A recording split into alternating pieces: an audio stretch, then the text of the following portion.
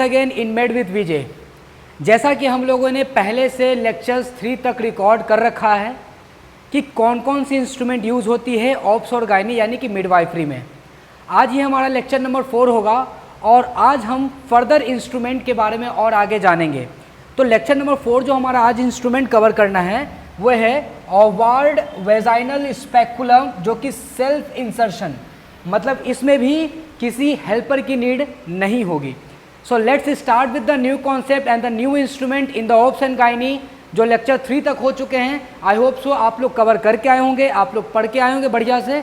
तो ये स्टार्ट करते हैं लेक्चर नंबर 4 को बिना लेट किए हुए। और मैं आप लोगों को एक बार पहले कहना चाहूँगा कि आप लोग चैनल को ज़्यादा से ज़्यादा लाइक करें, सब्सक्राइब करें और आगे की तरफ फॉरवर्ड करें, ताकि इसे ज़्यादा अगर व्यूज़ आएगी, ज़्यादा बच्चे अगर इंटरेस्ट करेंगे तो मुझे भी थोड़ी एनर्जी बूस्टअप होगी। तो स्टार्ट करते हैं इसी से सिलसिले के साथ लेक्चर नंबर 4 को।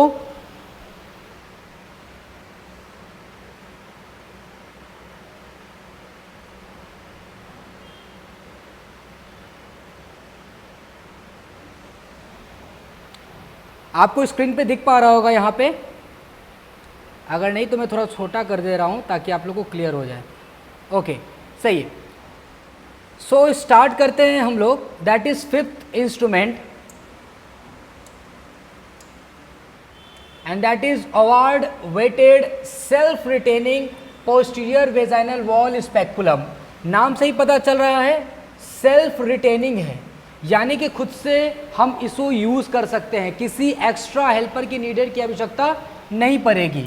पोस्टीरियर वेजाइनल वॉल स्पेक्युलम मतलब वेजाइना का पोस्टीरियर वेजाइनल वॉल में ये एडजस्ट होगा, एंटीरियर में नहीं, ठीक है। और इसके पास वेटेड भी होता है। अगर आप स्ट्रक्चर्स को आप देखना चाहोगे तो स्ट्रक्चर्स को मैं पहले दिखाता हूँ आपको। यहाँ पे जो आपको फिगर दिख रहा है, ओके, यहाँ पे जो फिगर ये दिख रहा है ये आपका क्या है, Auvard weighted self retaining vaginal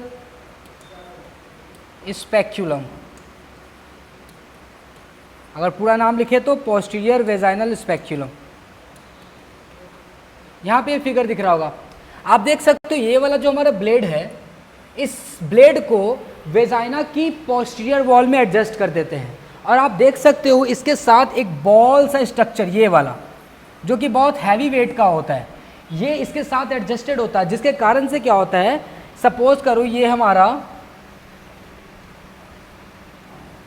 ये मेरा वेजाइना का पोस्टीरियर वॉल है ना, वेजाइनल पोस्टीरियर वॉल।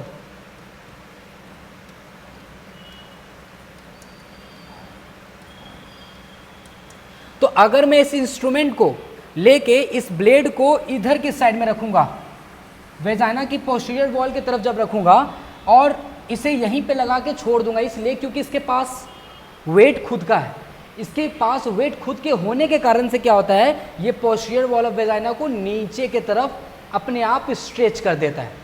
तो हालांकि ये ज़्यादा देर तक अगर आप इसको यूज़ करते हो तो ज़रा सोचो कि अगर वेजाइना वॉल एक तो ऐसी ही इलास्टिक होती है, अगर मैं इस इंस्ट्रूमेंट को इंसर्ट करके और छोड़ दूँ लंबे समय तक, तो पता चलेगा कि वेजाइना की पोस्टीरियर वॉल में थोड़ा बहुत ट्रॉमेटिक वाला सीन हो सकता है। थोड़ा सा वेट ओवरलोडेड होने के कारण से उसमें पेन भी आ सकता है, क्योंकि इसमें वेट जो लटका हुआ होता है ना, वो बहुत ज़्यादा हैवी होता है। तो आप देख सकते हो इस इंस्ट्रूमेंट को लगाने के लिए किसी की आवश्यकता की कोई ज़रूरत नहीं है, कोई थर्ड एक एक्स्ट्रा हेल्पर की रिक्वायरमेंट नहीं पड़ेगी। सेल्फ रिटेनिंग है, मतलब कि जो गायनेकोलॉजिस्ट इसका यूज़ करेंगे वो खुद ब खुद इसको एडजस्ट कर सकते हैं। क्या दिक्कत किसी को यहाँ तक समझ आ गया सभी को? आगे देखते हैं।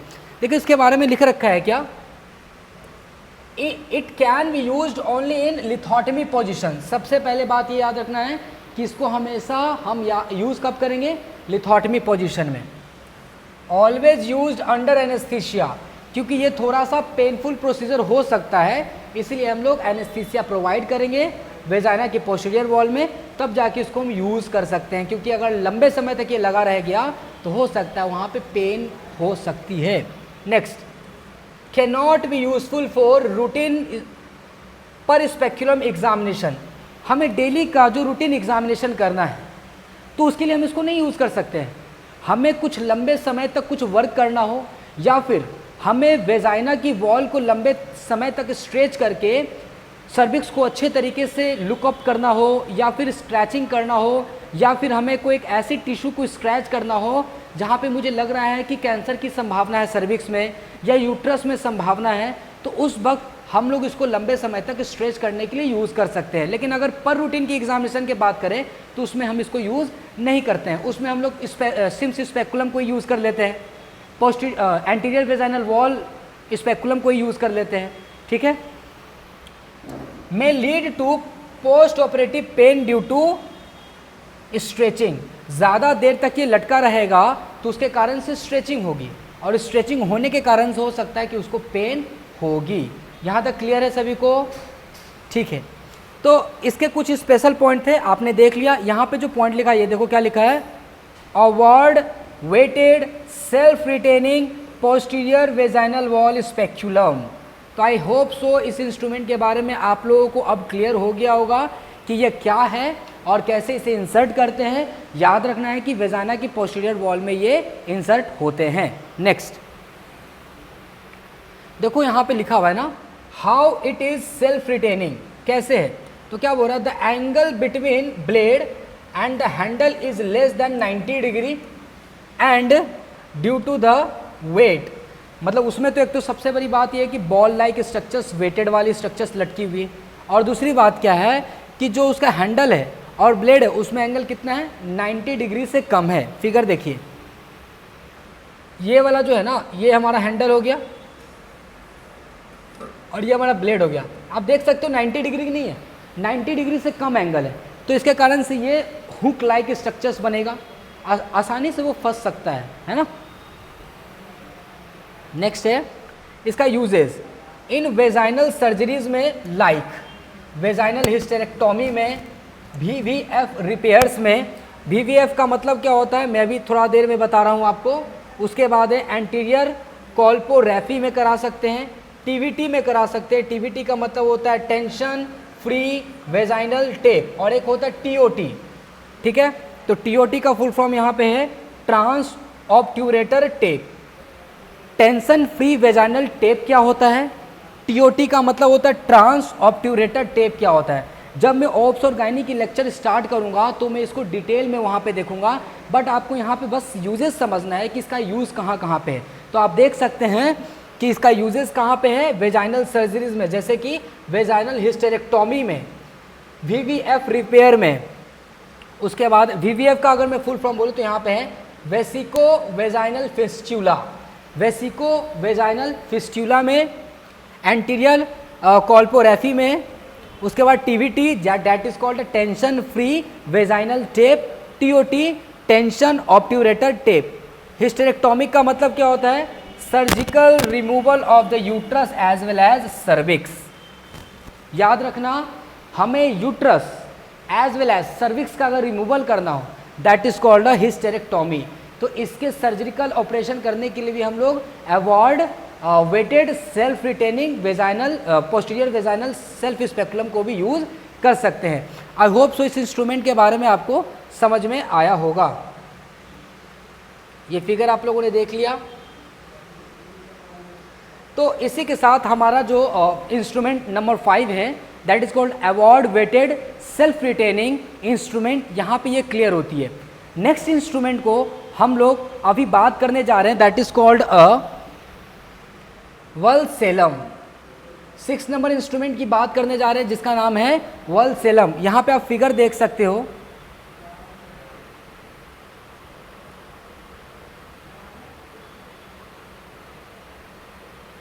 वल्सेलम कुछ इस कदर से दिखता है।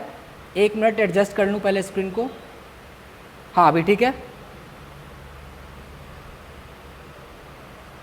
चलिए यहाँ देखिए, यहाँ पे जो आपको स्ट्रक्चर दिख रहा है दैट इज कॉल्ड अ वल्सेलम। वल्सेलम का काम क्या होता है, वल्सेलम का यूजेस क्या है, और वल्सेलम का स्ट्रक्चर्स में डिफरेंसेस क्या है वो समझिए। देखिए यहाँ पे आप जो देख रहे हो पोस्टीरियर एंड हैज़ रेचेस लॉक, यहाँ पे आप देख रहे हैं इस तरीके से लॉक होते हैं। ये वाला पार्ट जब इसके ऊपर अपलिफ्ट होते हैं, जब हम इसको प्रेस करते हैं तो इसमें इंटरलॉकिंग हो जाती है, उसको हम लोग बोलते हैं रैचेस लॉक। रैचेस लॉक का मतलब होता है लॉक हो जाना। जब हम इस वेलसेलम को पकड़ के होल्ड करके जब कंप्रेस करेंगे तो यहाँ पे जो रैचेस लॉक होते हैं उसके कारण से ये एक दूसरे के ऊपर फिक्स हो जाते हैं। उसके बाद आप देख सकते हो ये यहाँ पे थोड़ा सा कर्व्ड है इस तरीके से। देखो लिखा है क्या, tip has multiple sharp rat teeth, मतलब इसके टिप के पार्ट्स रैट मतलब कि जैसे चूहों की दांत होती है ना, उसके तरह multiple teeth like rat teeth like structures present होते हैं। ये वल्सेलम को पहचानने का तरीका है। सबसे पहले बात ये हो गया कि पोस्टीरियर एंड के पास रैचेट्स लॉक होगा, ओके। उसके बाद it tip has multiple sharp rat teeth like structures होंगे। It has a concavity which faces upwards when applied. देखो यहाँ पे आप देख सकते हो कॉन्केविटी है यहाँ पे थोड़ा सा इस स्ट्रक्चर्स में। नेक्स्ट नोट इंपॉर्टेंट क्या है, the gap between the blades. आप देख सकते हो दोनों के बीच, मैं फिगर को मिटा रहा हूँ ज़रा, देखो इस दोनों ब्लेड के बीच देखो क्या यहाँ पे गैपिंग आपको दिख रहा है। तो याद रखना ये सारी चीज़ें जब आप मेंशन करते हो, जब इंस्ट्रूमेंट आपके सामने होगा तो जब आप डिफ्रेंशिएट करोगे ना तो प्रॉपरली क्लियर कर पाओगे। हालांकि जब मैं शॉर्ट्स बना रहा हूँ तो उसमें मैं कोशिश कर रहा हूँ कि हर एक इंस्ट्रूमेंट को आपको दिखाते चलूँ, ओरिजिनल इंस्ट्रूमेंट को आपको दिखाऊँ। हालांकि थ्योरी भी इम्पॉर्टेंट है और प्रैक्टिकल ऑब्जर्वेशन भी ज़रूरी है। अभी यहाँ पे आप समझ लिए कि वल्सेलम को पहचानने का तरीका क्या होगा कि पोस्टीरियर एंड्स के पास रैचेट्स होंगे, रैचेस लॉक होंगे। ऊपर में इट हैज़ अ कॉन्केविटी होगा विच फेसेस अपवर्ड, यानी ये जो कॉन्केविटी वाला पोर्शन है ना, ये इस तरह से जो मुड़ा हुआ है ये ऊपर के तरफ रहेगा जब हम यूज़ करेंगे तो, ठीक है। ये दोनों के बीच गैपिंग है, यहाँ पे लिखा हुआ है, देखो क्या लिखा हुआ है, name the procedures where posterior lip of cervix is held instead of anterior. देखो सर्विक्स की बात कर रहा है तो सर्विक्स में अगर यहाँ पे बनाता हूँ, ये देखो ये सर्विक्स का एंटीरियर पोर्शन हो गया, ये सर्विक्स का पोस्टीरियर पोर्शन हो गया।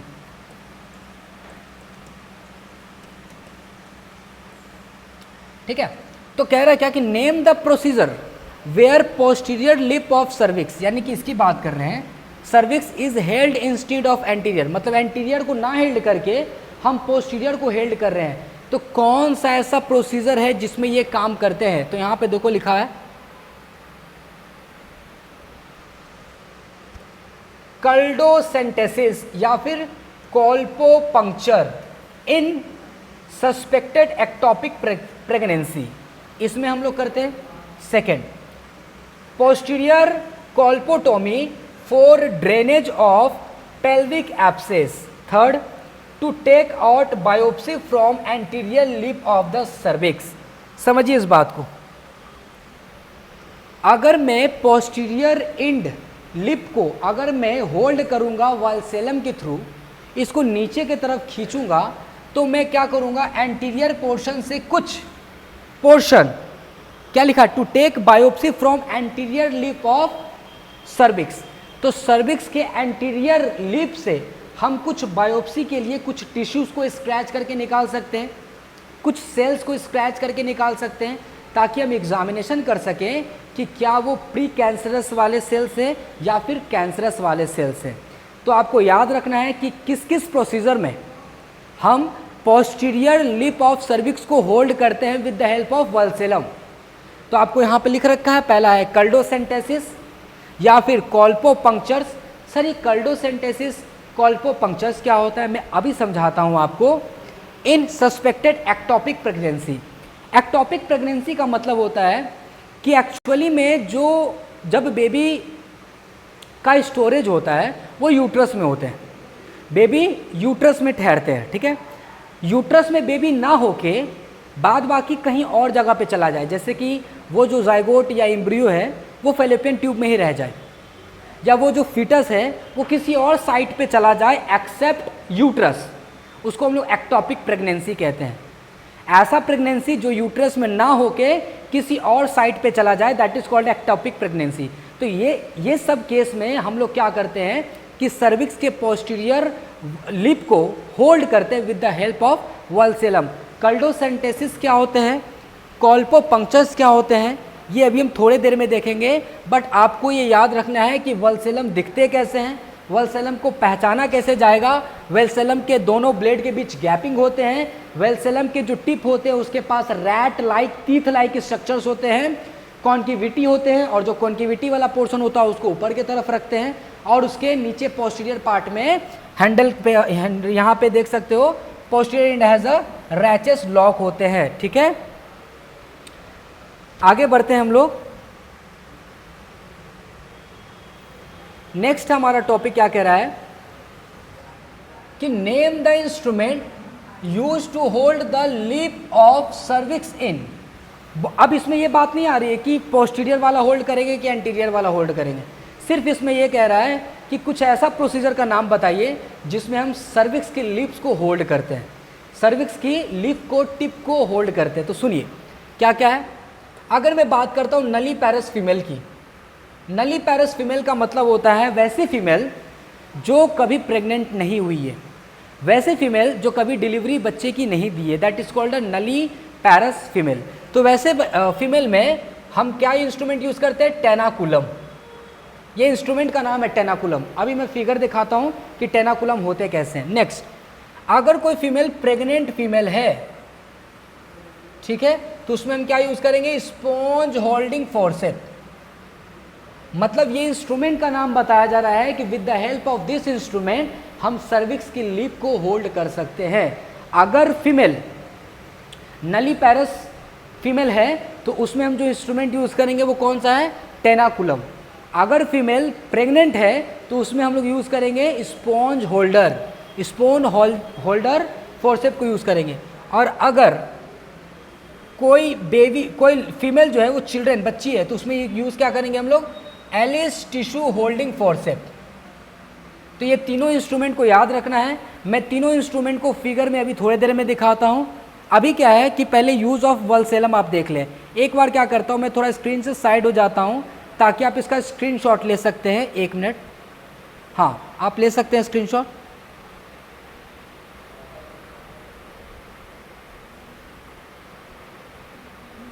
ठीक है, हो गया होगा, आगे बढ़ते। देखिए यहाँ क्या कह रहा है, यूजेस ऑफ वल्सेलम। पहले हम वल्सेलम पे आते हैं, ठीक है। यूजेस, ये सब इंस्ट्रूमेंट के बारे में भी हम देखेंगे, घबराना नहीं है, ठीक है। तो क्या बोल रहा है कि mainly to hold the lip of the cervix for procedure like, कौन कौन सा प्रोसीजर करने के लिए, inserting IUCD, intra uterine contraceptive device को इंसर्ट करने के लिए, एंड्रोमेट्रियल बायोप्सी के लिए, ड्यूरिंग कल्डोसेंटेसिस। अभी मैंने कल्डोसेंटेसिस बताता हूँ क्या है। Next, can we use to grasp the fibroids while doing myomectomy. Myomectomy का मतलब क्या होता है कि आप ये जानते हैं कि यूट्रस के पास 3 लेयर होते हैं। सबसे अंदर वाला लेयर जो इनर मोस्ट लेयर है उसको हम लोग इंडोमेट्रियम कहते हैं, बीच वाले को हम लोग मायोमेट्रियम कहते हैं, और सबसे बाहर वाला लेयर को पेरीमेट्रियम कहते हैं। तो क्या कह रहा है कि कोई तरह का फाइब्रॉइड्स अगर बन गया है, फाइब्रॉइड्स कहने का मतलब है कि कोई एक ऐसा स्ट्रक्चर्स, एबनॉर्मल स्ट्रक्चर्स बन गया है यूट्रस में जो नहीं होनी चाहिए थी, तो उस फाइब्रॉइड्स को होल्ड करके निकालने में भी तो काम आएगा ना यूट्रस से। जो यूट्रस के मायोमेक्टोमी, मायोमेक्टोमी का मतलब होता है कि मसल्स को काट के रिमूव आउट करना। यूट्रस को भी तो काट के रिमूव आउट कर सकते हैं ना हम लोग। आगे, to grasp the fundus of the uterus while doing hysterectomy. ठीक है, हिस्टेरेक्टोमिक मैंने आपको पहले ही बता दिया था कि ये surgical removal of the uterus as well as cervix. ठीक है, तो क्या कह रहा है, to grasp the fundus of the uterus, तो यूट्रस का फंडस को होल्ड करने के लिए या फिर वाइल डूइंग हिस्टेरोस्कोपी के लिए। तो ये सारा आपको यूजेस ऑफ वल्सेलम बता दिया है कि कहाँ कहाँ पे हम यूज़ कर सकते हैं। इसको इरेज कर देते हैं ताकि आप प्रॉपर तरीके से देख सकोगे।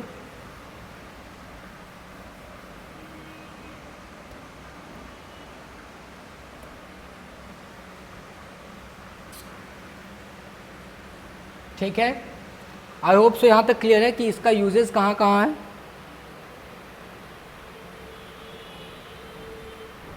ओके, तो यहाँ पे मैंने आपको नली पैरस फीमेल, प्रेग्नेंट फीमेल और चिल्ड्रन के बारे में जो बताया है, जो जो इंस्ट्रूमेंट के बारे में, पहले उसका फिगर दिखाता हूँ मैं आपको। यहाँ पे जो आपको फिगर दिख रहा है, चलिए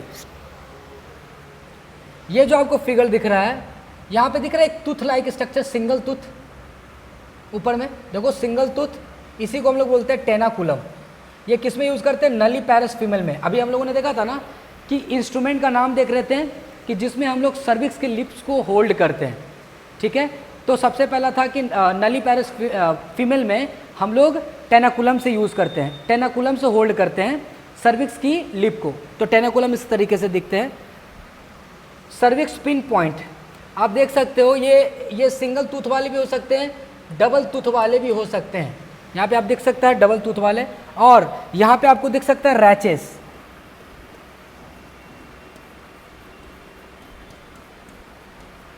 रैचेस लॉक दिख सकते हैं आपको। इसमें कोई भी कॉन्केविटी नहीं पाई जाती है, तो ये इंस्ट्रूमेंट को देखते के साथ आप पहचान लीजिएगा ये क्या है, टेनाकुलम है, सिंगल टूथ वाले ज़्यादातर होते हैं यूज। ओके, नेक्स्ट यहाँ पे आप देखिए फिर से यहाँ पे रैचेट लॉक दिख रहा है, ये दूसरा इंस्ट्रूमेंट है, रैचेट लॉक दिख रहा है ताकि ये इंटरलॉकिंग हो सकेगी। ऊपर में आप देखोगे तो क्या लिखा है कि टिप हैज़ सेरेशन प्रेजेंट। सेरेशन का मतलब यहाँ देखो, ये इस तरीके से सेरेशन बना हुआ है, ठीक है, इसके टिप पे। यहाँ पे जो मैंने एक इंस्ट्रूमेंट बनाया, ये जो इंस्ट्रूमेंट है ये हमारा क्या है, स्पॉन्ज होल्डिंग फोर्सेप। ये किसके लिए यूज कर रहे थे? प्रेग्नेंट फीमेल के लिए, use to hold the lip of the cervix. Pregnant female के लिए हम लोग यूज कर रहे थे ना स्पॉन्ज होल्डर। नेक्स्ट यहाँ देखो क्या लिखा है, रिंग शेप इंट्स। इसका इंट्स कैसा है? रिंग शेप है। यूज कब करेंगे? Before any surgery, painting around the surgery site with swap. मतलब क्या होता है कि जहाँ पे मुझे ऑपरेशन करना होता है, जहाँ पे मुझे सर्जरी करना होता है, तो हम क्या करते हैं कि हम इस स्पॉन्ज होल्डर से हम रुई को इसमें एडजस्ट करेंगे, और उसके बाद स्टरलाइजेशन प्रोसेस के लिए भी हम इसको यूज़ कर लेते हैं। देखो क्या लिखा है, before any surgery, painting around the surgery side with swab. Swab लेके ये इस होल्ड से, यानी कि कौन सा इंस्ट्रूमेंट है, स्पॉन्ज होल्डिंग फोर्सेप से हम लोग उसको स्वाब को पकड़ेंगे, और जहाँ पे ऑपरेशन होने वाला, जहाँ पे सर्जरी होने वाला, वहाँ पे हम क्या करेंगे, उसको रोटेट करके स्टरलाइजेशन करेंगे before doing the any type of surgery. इसके लिए भी यूज़ कर सकते हैं। और साथ साथ में इसके हम लोग सर्विक्स के लिप को होल्ड करने के लिए भी यूज़ कर सकते हैं इन प्रेग्नेंट लेडी। याद रखिएगा, प्रेग्नेंट फीमेल में। आगे तो आपको मैंने दो इंस्ट्रूमेंट पढ़ा दिया, एक तो हमारा टेनाकुलम हो गया, दूसरा हमारा स्पॉन्ज होल्डिंग फोर्सेप हो गया। नेक्स्ट इसका यूजेस देखो, ठीक है, स्पॉन्ज होल्डिंग का यूजेस बता रहा हूं अभी, स्पॉन्ज होल्डिंग का, ठीक है। For painting and draping of parts before surgery, मैंने अभी बता दिया। दूसरा, to apply pressure with a swab during pelvic surgery. Pressure apply करने के लिए विथ अ स्वाब के लिए भी हम यूज कर सकते हैं। To hold the lip of the cervix in pregnant females during cervical cerclage surgery और in cervical tear, two sponge holders are needed. ये क्या होता है मैं समझाता हूँ। कह रहा है क्या, to hold the lip of the cervix in the pregnant female. ये तो पता है आपको कि स्पॉन्ज होल्डर्स को हम यूज कर सकते हैं, लेकिन ड्यूरिंग सर्वाइकल सर्कलाज, ये एक प्रोसीजर होते हैं, सर्वाइकल सर्कलाज बता रहा हूँ अभी, सर्जरी, और इन सर्वाइकल टीयर, या तो सर्वाइकल जो है हमारा वो टीयर हो चुका है, फट चुका है, तो हम क्या करेंगे, दो दो स्पॉन्ज होल्डर की आवश्यकता पड़ेगी उस वक्त हमें, ठीक है। Next, to use edges of uterus in LSCS preferred Green Armitage Allis forceps. ये भी हमारा एक इंस्ट्रूमेंट है जिसका नाम है ग्रीन आर्मिटेज, या फिर उसी का नाम होता है एलिस फॉर्सेप। आप लोग अपने क्लिनिकल हॉस्पिटल में जब आप ड्यूटी पे गए होंगे तो आप एलिस फॉर्सेप को वहाँ पे देखे होंगे। अगर नहीं देखे हैं तो घबराने की कोई बात नहीं है, मैं अभी इस लेक्चर्स में एलिस फॉर्सेप का भी फिगर आपको दिखाऊंगा। मैं सारे इंस्ट्रूमेंट को कवर करूंगा, आपको घबराने की कोई ज़रूरत नहीं है। With depth, with better knowledge आपको हर एक चीज़ प्रोवाइड की जाएगी, तो घबराने की कोई बात नहीं है, ठीक है। तो अभी हम लोग यूजेस की बात कर रहे थे स्पॉन्ज होल्डर की, तो क्या कह रहा है, to use edges of the uterus in LSCS, मतलब lower segment cesarean section, lower segment caesarean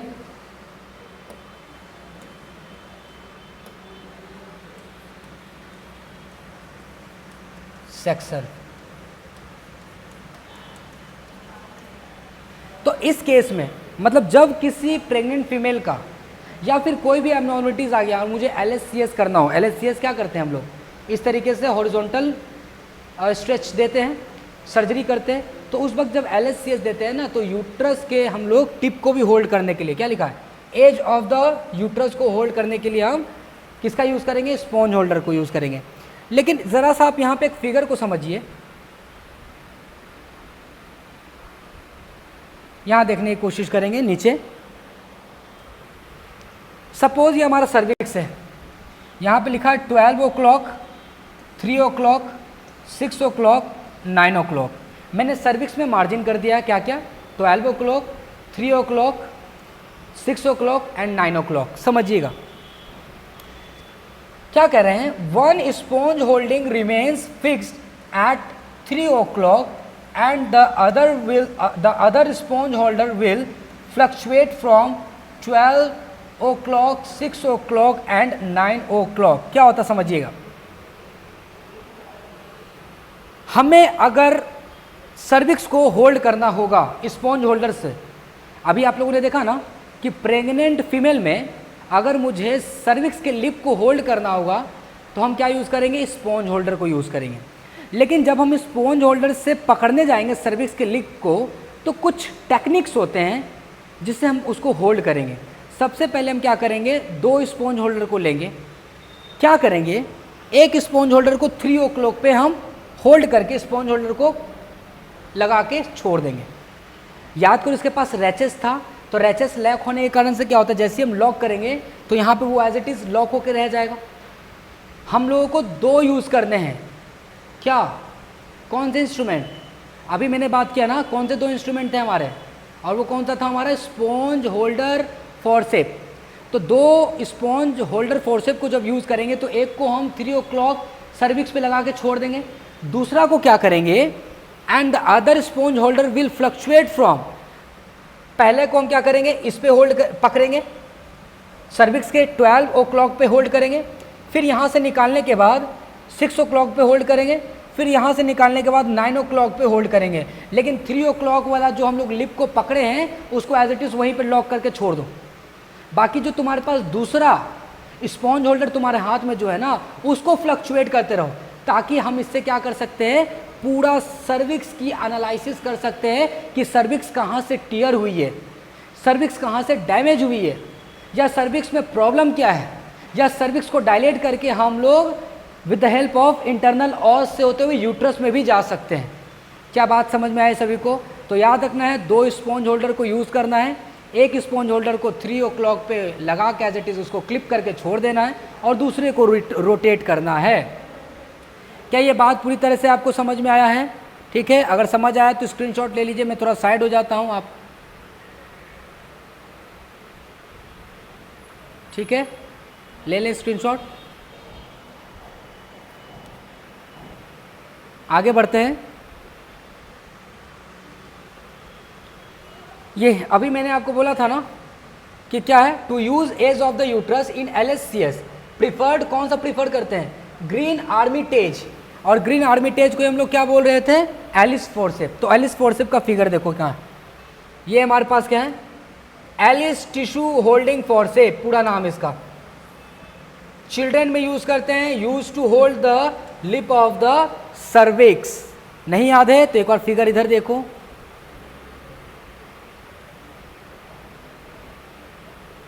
देखो यहां पे था ना कि अगर चिल्ड्रन है तो उसमें हम क्या यूज करेंगे, एलिस टिश्यू होल्डिंग फोर्सेप, वही देख रहे हैं हम लोग। ठीक है, तो use to hold the lip of the cervix. यहां क्या लिखा हुआ है, कल्डोसेंटेसिस। मैं भी थोड़ा देर में पहले बता रहा था ना कि कल्डोसेंटेसिस क्या है, वो मैं आपको बताता हूँ, ठीक है। तो समझिए कल्डोसेंटेसिस एक्चुअली में होता क्या है, ठीक है। दिख रहा है आप लोगों को, नीचे कर देता हूँ थोड़ा, आई होप सब क्लियर दिख रहा होगा, ठीक है।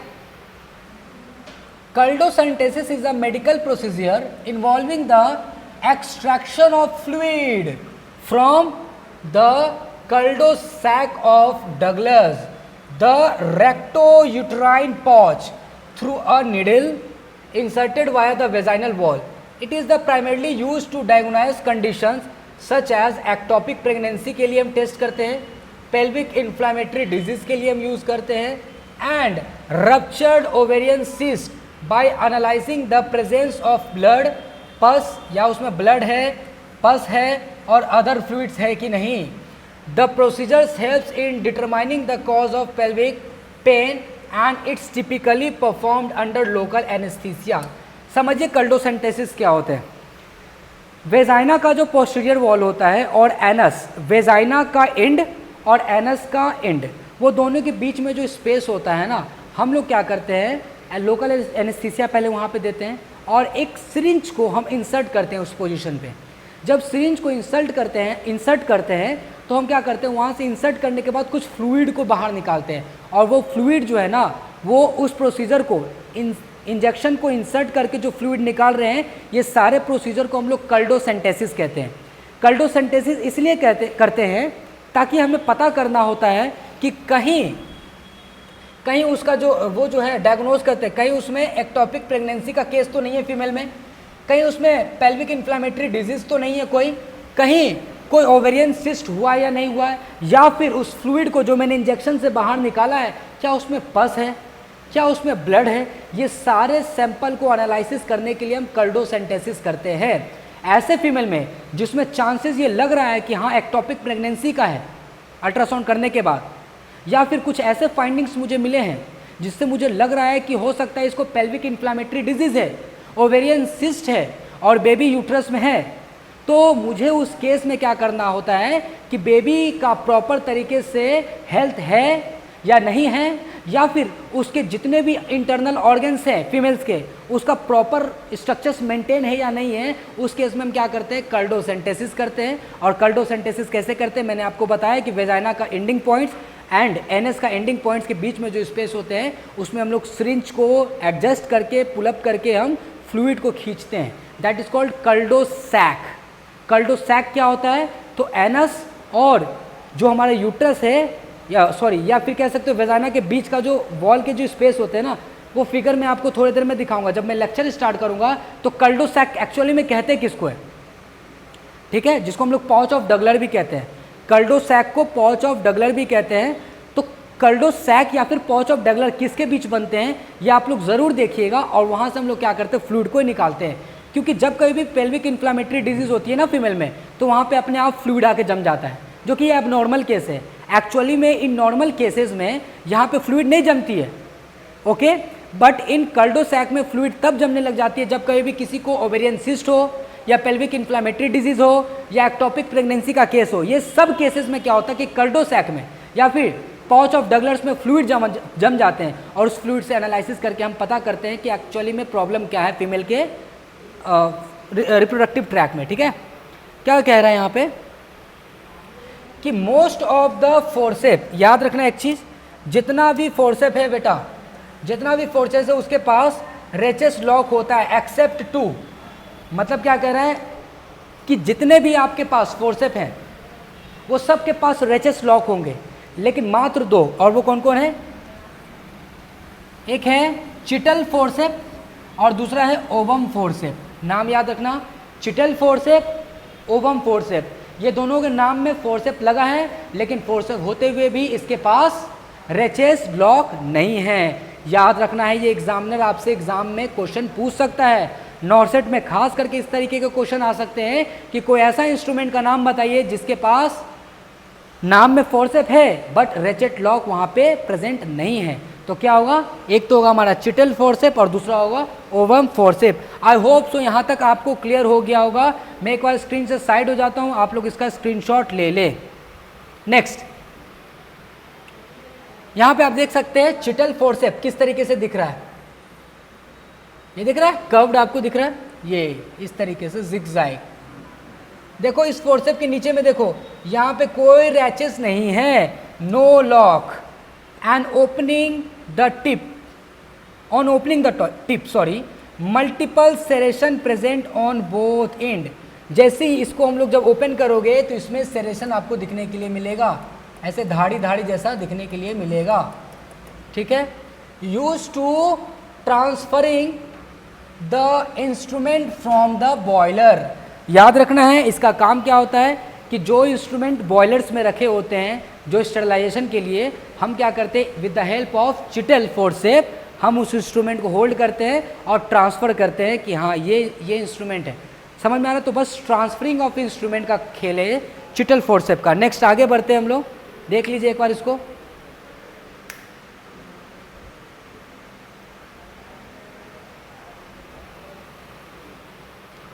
नेक्स्ट है यहाँ पे दे रखा है चिटल स्टरलाइजेशन फोर्सेप के बारे में। Are use to remove sterilize instruments from boilers and formalin cabinets, ठीक है, या फिर फॉर्मेलिन कैबिनेट सॉल्यूशन से या फिर बॉयलर से, वहाँ से इंस्ट्रूमेंट को रिमूव करने के लिए चिटल फोर्सेप का हम यूज़ करते हैं। They are use to ensure that as each item is removed other are not infected. हम इसलिए इसको होल्ड करते हैं ना ताकि दूसरा इंस्ट्रूमेंट टच होने पे, मतलब अगर हम हाथ से करेंगे तो अगर वो टच हो जाएगा तो इन्फेक्टेड हो जाएगा ना वो इंस्ट्रूमेंट, तो वो इंस्ट्रूमेंट इन्फेक्टेड ना हो, तो with the help of Cheatle forceps हम इंस्ट्रूमेंट को होल्ड करते हैं ताकि सेफली हम इंस्ट्रूमेंट को ट्रांसफ़र कर सकें। नोट क्या बोल रहा है, the forceps are placed in a container of methylated spirits when not in use. जब कोई इंस्ट्रूमेंट यूज में नहीं होते तो हम उसको किस में रखते हैं, मिथाइलेटेड स्पिरिट्स में रखते हैं। आगे बढ़ते हैं, यहाँ पे आप नेक्स्ट इंस्ट्रूमेंट है हमारा यूट्राइन सॉन्ड के बारे में। हम लोग 7th इंस्ट्रूमेंट जो है ना टोटल डील कर चुके हैं, तो इस लेक्चर्स को मैं ज़्यादा लेंदी नहीं करूँगा, मैं इस लेक्चर्स को 7th इंस्ट्रूमेंट तक ही रखूँगा। अभी तक हम लोगों ने जितना इंस्ट्रूमेंट देखा, आई होप सो आप लोगों को अच्छे से क्लियर हुआ होगा, with concept, with theory, with figure. मैं हर एक तरीके से कोशिश कर रहा हूँ कि आपको जो इंस्ट्रूमेंट मतलब कि प्रोवाइड कर रहा हूँ, जो आपको बता रहा हूँ, आपको डिटेलिंग दे रहा हूँ, वो आपको अच्छे से क्लियर हो। और ये और भी अच्छा जाके इंस्ट्रूमेंट क्लियर हो सकता है जब आप हॉस्पिटल क्लिनिकल ड्यूटी में जाओगे या कहीं जहाँ पे आपकी पोस्टिंग होगी, तो वहाँ पे जब आपको इंस्ट्रूमेंट दिखने के लिए मिलेंगे ना, बेसिकली वो इंस्ट्रूमेंट जो इंस्ट्रूमेंट गायनी में यूज़ होते हैं, ओप्स और गायनी में यूज़ होते हैं, तो जब इंस्ट्रूमेंट को आप देखोगे तो आपको बिल्कुल अच्छे तरीके से समझ में आएगा और आप रिलेट कर पाओगे चीज़ों को। तो इसी के साथ इस लेक्चर्स को यहीं पे बाइंड करते हैं, बाकी का हम इंस्ट्रूमेंट को नेक्स्ट लेक्चर्स में यानी कि लेक्चर नंबर 5 में आगे प्रोसीड करेंगे।